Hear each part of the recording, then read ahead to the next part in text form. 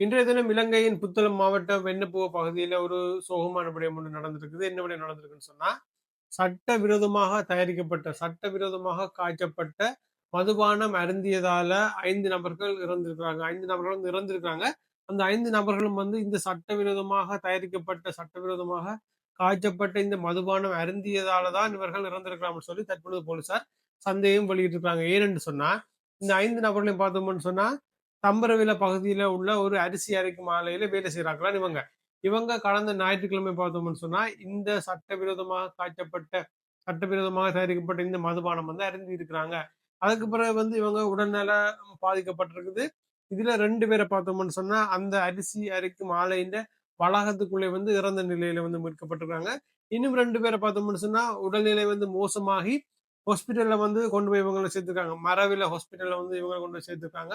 ஹாஸ்பிட்டல்ல சேர்த்த பிறகு இவங்க உயிரிழந்திருக்காங்க. இன்னும் ஒருவர பார்த்தோம்னு சொன்னா, அவருடைய வீட்டில உயிரிழந்திருக்காரு. மொத்தமா பார்த்தோம்னு சொன்னா, 5 பேர் உயிரிழந்திருக்காங்க. இந்த 5 பேரும் தம்பரவில பகுதியில உள்ள ஒரு அரிசி அரைக்கும் ஆலையில வேலை செய்றார்கள். இந்த 5 பேரும் கடந்த ஞாயிற்றுக்கிழமை 4ஆம் தேதி பார்த்தோம்னு சொன்னா, இந்த சட்டவிரோதமாக தயாரிக்கப்பட்ட இந்த மதுபானம் அருந்தியிருக்கிறாங்க. இதனால தான் இவங்க இந்த மதுபானம் அருந்தியதால தான் இவங்க இறந்திருக்கிறாங்கன்னு சொல்லி தற்பொழுது போலீசார் சந்தேகம் வெளியிட்டிருக்காங்க. இந்த 5 நபர்களையும் பார்த்தோம்னு சொன்னா, அவங்களோட வயது வந்து 28லிருந்து 57 வயதுக்கு உட்பட்ட நபர்களாக வந்து இவங்க இருக்கிறாங்க.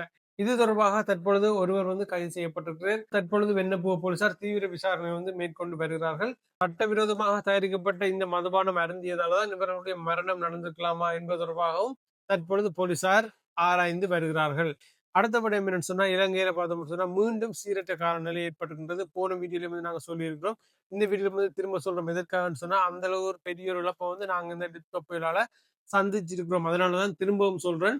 தற்பொழுது பார்த்தோம்னு சொன்னா, இன்றைய தினமே இலங்கையில ஒரு சில இடங்கள்ல வந்து பலத்த மழை வந்து பெஞ்சிருக்குது. ஒரு சில இடங்கள்ல பார்த்தோம்னு சொன்னா, ஒரு சிறிய அளவிலான வெள்ளமும் ஏற்பட்டிருக்கின்றது. இனி வருகின்ற நாட்கள்ல குறிப்பா பார்த்தோம்னு சொன்னா, இந்த ஜனவரி மாதம் 8ஆம் தேதிக்கு பிறகு குறிப்பாக வடக்கு கிழக்கு பகுதியில பெரிய அளவிலான மழை வீழ்ச்சி பதிவாக போகின்றது. அதனால இந்த தாழ்வான பகுதிகள், உடனடியாக வெள்ளம் தேங்கக்கூடிய பகுதிகள் இருக்கிறார்கள், மண் சரிவுகள் ஏற்படக்கூடிய பகுதிகள் இருக்கிறார்கள்லாம் வந்து கொஞ்சம் அவதானமாக இருந்து கொள்வோமா இருந்தா, டிட்வா புயலினால் ஏற்பட்ட மாதிரியான பெரிய இழப்புகளை வந்து நாம ஓரளவுக்கு தடுத்து நிறுத்த முடியும். அதனால இந்த விஷயத்த வந்து நான் திரும்பவும் சொல்றேன். ரைட். அடுத்த விஷயம் என்னன்னு சொன்னா, இன்றைய தினம் பாராளுமன்றத்துல பார்த்தோம்னு சொன்னா, அமைச்சர் சந்திரசேகர் அவர்களுக்கும், ஸ்ரீதரன் அவர்களுக்கும் இடையில வந்து பெரிய ஒரு வாக்குவாதம் வந்து இன்றைய தினம் பாராளுமன்றத்துல ஏற்பட்டிருக்கின்றது. அமைச்சர் சந்திரசேகர் அவர்கள் வந்து கிளிநொச்சியில தற்பொழுது பார்த்தோம்னு சொன்னா, அதிக அளவிலான மணல் கொள்ளை நடைபெறுகின்றது. அதிக அளவிலான பார் அங்க திறக்கப்பட்டிருக்குது. அதிக அளவிலான பிரச்சனைகள் வந்து கிளிநொச்சியில நடக்குன்னு சொல்லி, அமைச்சர் சந்திரசேகர் அவர்கள் வந்து ஸ்ரீதரன் அவரிடம் வந்து குற்றம் சாட்டியிருந்தார். ஸ்ரீதரன் அவர்களை குறிப்பிட்டே வந்து அந்த விடயத்தை வந்து சொல்லியிருந்தார். அதே நேரத்துல பார்த்தோம்னு சொன்னா, ஸ்ரீதரன் அவர்கள் வந்து குறிப்பாக தமிழர் பகுதியில ஆ மத வணக்க ஸ்தலங்களுக்கு ஏற்படுகின்ற பிரச்சனைகள் தொடர்பாக சேர்ந்து, அதே மாரி பார்த்தோம்னு சொன்னா, மத குருக்களுக்கு ஏற்படுற பிரச்சனை தொடர்பாகவும், சட்டவிரோதமாக அமைக்கப்படுகின்ற ஒரு சில விகாரைகள், சட்டவிரோதமாக அமைக்கப்படுகின்ற ஒரு சில விடயங்கள் தொடர்பாக வந்து ஸ்ரீதரன் அவர்கள் வந்து கதைச்சிருந்தார். இதுல பார்த்தோம்னு சொன்னா, அமைச்சர் சந்திரசேகர் அவர்கள் வந்து சுமந்திரனிடமிருந்து ஸ்ரீதரன் அவர்களை வந்து பாதுகாப்பாக இருக்க சொல்லி சொல்லியிருந்தார்.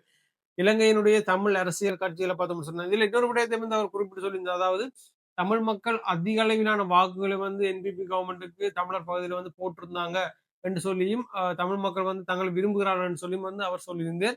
தமிழ் மக்கள் என்பிபி கவர்மெண்ட்டுக்கு வடக்கு கிழக்குல அதிக அளவிலான வாக்குகளை போட்டதுக்கு காரணம் வந்து என்பிபி கவர்மெண்ட் மீது இருக்கிற விருப்பத்தினாலேயோ, நம்பிக்கையினாலேயோ இல்ல. அதே நேரம் பார்த்தோம்னு சொன்னா, எங்களுடைய தமிழ் அரசியல் கட்சிகள் மீது இருந்த அதிக அளவிலான வெறுப்பினாலே வந்து அதிக அளவிலான வாக்குகளை கொண்டு போய் என்பிபிக்கு போட்டாங்க. என்பிபியை விரும்பியும் ஒரு சில பேர் போட்டாங்க தான். ஆனா அதிக அளவிலான வாக்குகள் என்பிபி பக்கம் திரும்புறதுக்கு காரணம் வந்து என்பிபி செய்த நல்ல விடயங்களோ, என்பிபி மேல் இருக்கிற நல்ல பேரோ வந்து இல்ல.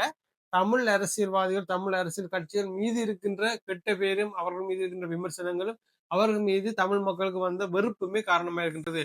இனி வருகின்ற வீடியோக்கள வந்து நாங்க எங்களுடைய தமிழ் அரசியல் கட்சிகள், தமிழ் அரசியல் தலைமைகள் தொடர்பான விடயங்களை வந்து பார்க்க போறோம்.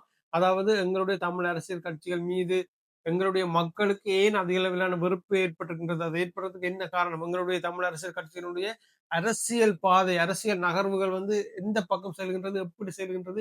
எப்படியான ஒரு அரசியலை வந்து எங்கள் தமிழ் மக்களுக்காக வந்து இந்த தமிழ் அரசியல்வாதிகள் செய்கிறார்கள் என்பது தொடர்பான விடயங்கள் எல்லாம் நாங்க இனி அடுத்தடுத்த வார வீடியோக்கள் வந்து நாங்க பார்க்க போறோம்.